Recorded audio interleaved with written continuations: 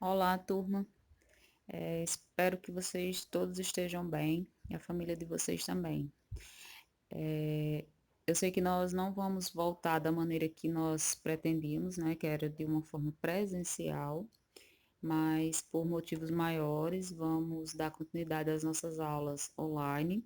E hoje nós vamos estudar sobre três revoltas de caráter nativistas que aconteceram no período colonial, que foram a revolta de Beckman, que aconteceu no Maranhão no ano de 1684, a revolta de Felipe dos Santos, ou também chamada de revolta de Vila Rica, que aconteceu na cidade de Vila Rica, em Minas Gerais, no ano de 1720, e a Guerra dos Mascates, que aconteceu no ano de 1710, conflito este que foi entre Olinda e Recife, que é no estado de Pernambuco.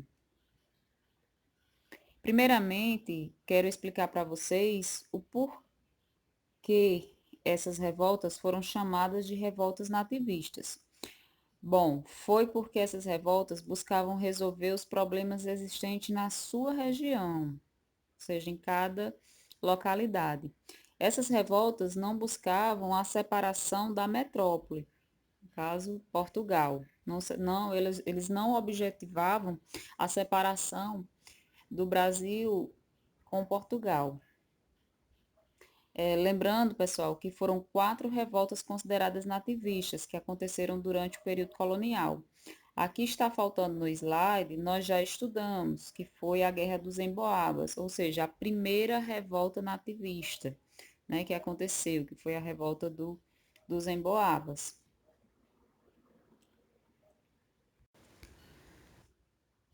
Como vocês estão observando no slide, a revolta de Beckman aconteceu no Maranhão, teve como líderes os irmãos Beckman, que eram chamados de Emanuel Beckman e o Tomás Beckman, que eram descendentes de alemães e que já moravam há muito tempo na região, ou seja, no Maranhão.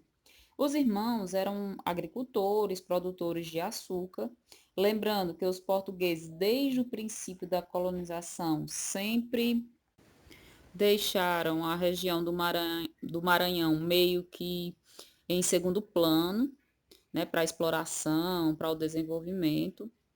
E os portugueses sempre investiram seus esforços econômicos na região do Pernambuco, que contemplava a grande produção de açúcar, que foi assunto que nós já vimos anteriormente. E depois que os holandeses foram embora da região de Pernambuco, passaram a produzir açúcar nas Antilhas, concorrendo com o açúcar brasileiro, causando uma grande perca econômica para Portugal. Os portugueses passaram a investir na mineração, mais especificamente em Minas Gerais, Goiás e Mato Grosso, regiões onde foram encontradas jazidas de ouro e diamantes no período, principalmente em Minas Gerais. Os maranhenses, vendo essa situação, sofrendo com a falta de produtos que não tinham na região, precisando vender os produtos produzidos na região, como o açúcar, o cacau, o tabaco e o couro, e também necessitando de escravos para exercerem o trabalho na região, exigiram que Portugal ajudasse a região. Foi aí que Portugal criou a Companhia Geral de Comércio do Maranhão, que tinha como obrigações comprar os produtos produzidos pelos maranhenses, vender para os maranhenses os produtos que faltavam na região, ou seja, fornecer a eles produtos que ali não existiam. E fornecer também, por ano, 500 escravos, ou seja, escravos trazidos da África, negros, não eram, no caso, indígenas, para a região do Maranhão, já que a base, né, do trabalho maranhense era a agricultura. E no período colonial, eles utilizavam o trabalho escravo. Nesse período, já bem intensificado o trabalho africano, do negro africano. A Companhia Geral de Comércio do Maranhão tinha todo o monopólio de comércio da região, ou seja, só eles poderiam vender produtos aos maranhenses e também só eles, né, a companhia, podiam comprar os produtos que os maranhenses produziam e, no caso, revender para outras localidades. Com isso, a companhia se achava no direito de estipular um preço altíssimo nos produtos que levavam para vender na região do Maranhão e um preço baixíssimo nos produtos que compravam dos maranhenses, causando dessa forma um sentimento de revolta nos maranhenses. Por isso que, no caso, o monopólio que a companhia tinha sobre a região é uma das causas da revolta de Beckmann. E a outra causa foi o descumprimento da companhia em abastecer a região, já que a companhia tinha a obrigação de abastecer a região com 500 escravos anualmente, e isso não foi cumprido. Então, em fevereiro, diante dessa situação, desse descumprimento e também da exploração com relação aos preços estabelecidos pela companhia, através do monopólio, então, em fevereiro de 1684, moradores de São Luís, sob a chefia dos irmãos Manuel e Tomás Beckmann, tomaram os depósitos da companhia e o governo local se reuniram na Câmara Municipal, decidiram acabar com o monopólio da Companhia Geral do Comércio do Maranhão e criaram um governo provisório da região, da própria região. Agora nós vamos entender o desfecho, como no caso acabou a revolta, que está logo no próximo slide. Nesse slide, turma, eu vou falar para vocês sobre como acabou a revolta de Beckmann. Bom, Portugal, primeiramente, ele sabendo da revolta, a extensão da revolta, anunciou o, o fim do privilégio que a companhia tinha na região, a Companhia de Comércio, acabou com esse privilégio, então a Companhia do Comércio do Maranhão jamais não tinha um monopólio na região do Maranhão. Para a região enviou um novo governador, pessoa essa que era de confiança da coroa portuguesa, isso no ano de 1685, acabando com o governo provisório estabelecido pelos maranhenses e como a forma, lembrando a vocês, que como a forma de governo de Portugal era o absolutismo na época, era inadmissível ocorrer revoltas contra a administração real. Então, para servir de exemplo, para que outras revoltas não acontecessem, ou que se viessem a acontecer, a população já iria saber que a coroa iria punir os revoltosos de uma forma bem severa. Então, o governador, a mando do rei de Portugal, puniu severamente os envolvidos na revolta de Beckmann, que no caso, o Manuel Beckmann, um dos líderes, foi executado. No caso, os executados foram ele, o Manuel Beckmann, e o Jorge Sampaio. Foram mortos a mando da coroa, e o Tomás Beckmann e os demais envolvidos na revolta foram presos e alguns até foram perdoados pelos seus crimes contra a coroa portuguesa. Então, aí nós finalizamos a revolta de Beckmann. Agora nós vamos falar nesse slide sobre a Guerra dos Mascates, que aconteceu no ano de 1710, em Pernambuco, entre a vila de Olinda e Recife.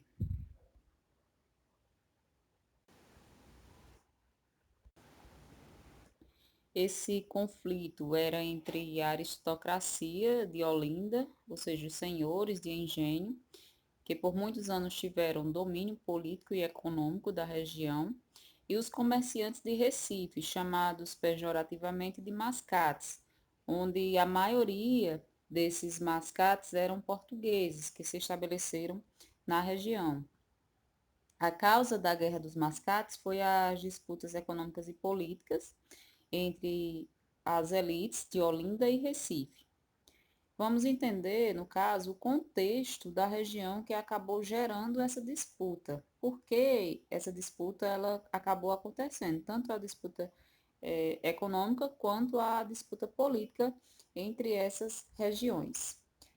Bom, durante o período em que os holandeses permaneceram na região em Pernambuco, que foi de 1630 a 1654, o Recife tornou-se a sede da administração holandesa, recebendo diversas melhorias e investimentos urbanos. Logo após a expulsão dos holandeses, muitos comerciantes portugueses, no caso os mascates, estabeleceram-se no Recife.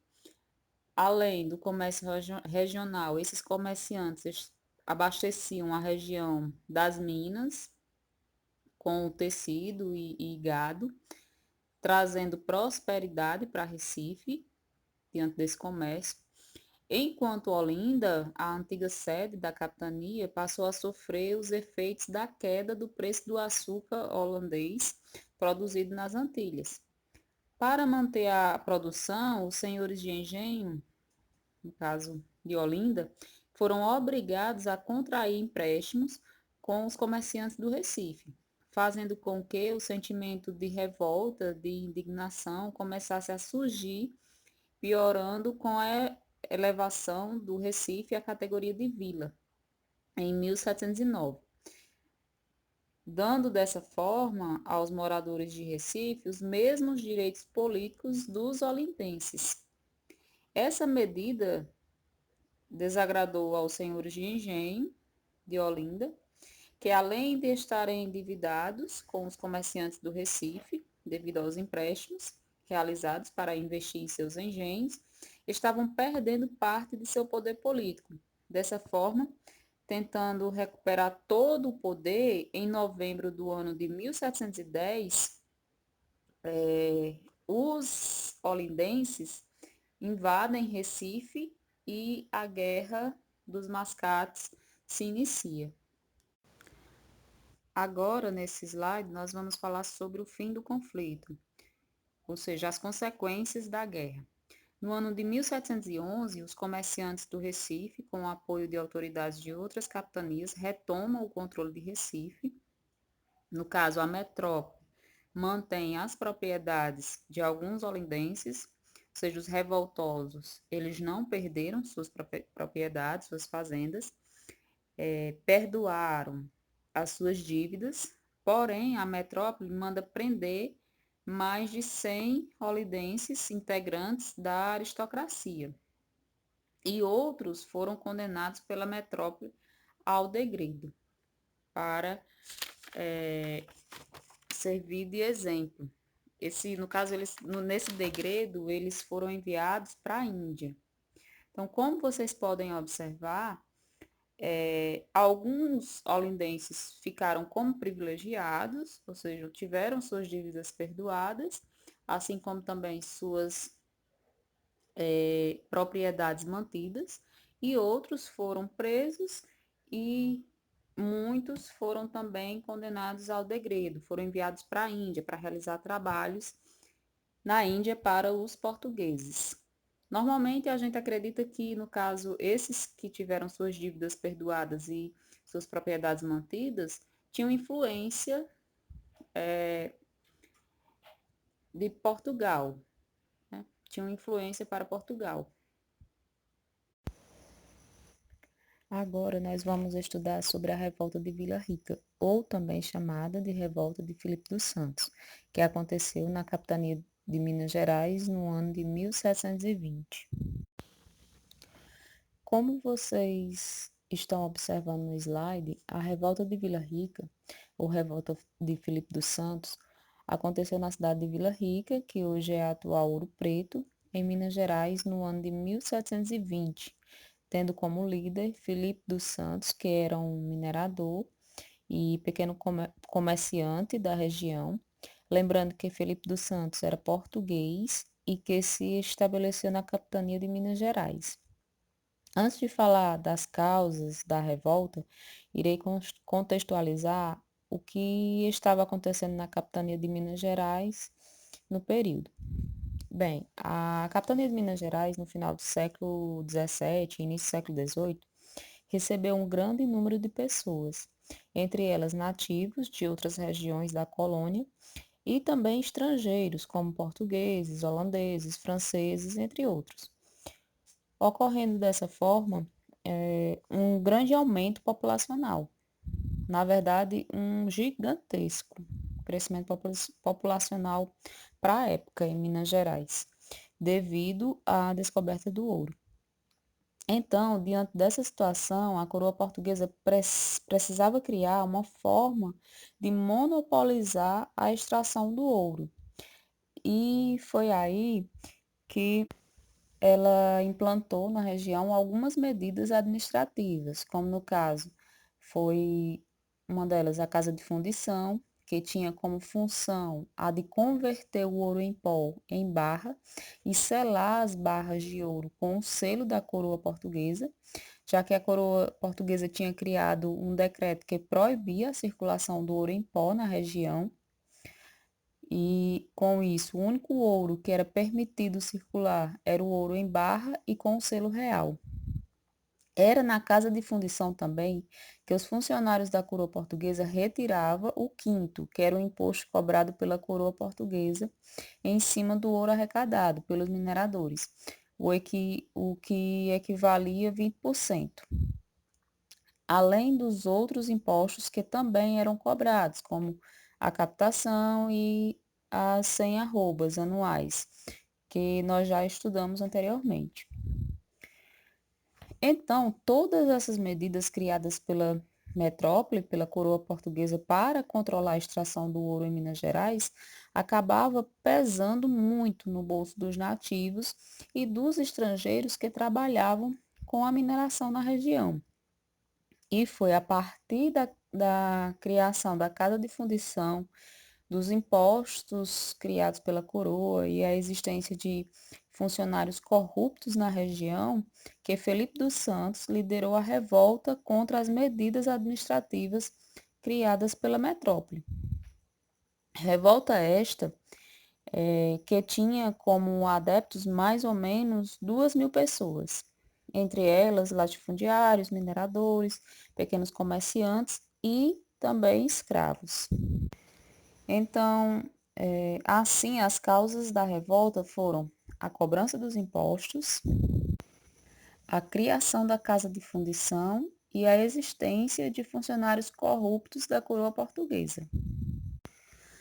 Agora, eu vou passar para vocês como acabou a revolta, quais foram as suas consequências. Bom, os revoltosos chegam até o governador da região. Esse governador, vendo a proporção, o tamanho da revolta e vendo que naquele momento não tinha como combater de maneira eficaz a revolta, ele acaba aceitando supostamente as reivindicações dos revoltosos, isso na tentativa de acalmar os ânimos dos revoltosos.